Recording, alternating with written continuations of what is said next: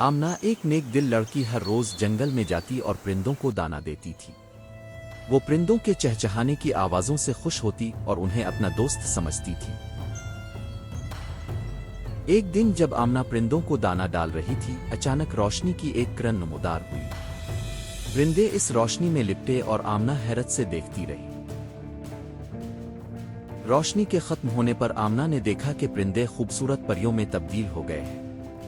उनके परों से रोशनी निकल रही थी और उनकी आवाजें मीठी मौसीकी की तरह थीं। परियों ने आमना से कहा, हम हमेशा से तुम्हारी नेकियों को देख रही थी। तुम्हारी मेहरबानी ने हमें आजाद कर दिया। हम हमेशा तुम्हारे दोस्त रहेंगे। परियों ने आमना को एक जादुई फूल दिया और कहा, ये फूल जब भी तुम हमें याद करोगी खिल जाएगा और हम तुम्हारे पास आ जाएंगे। आमना खुशी से फूल लेकर घर चली गई।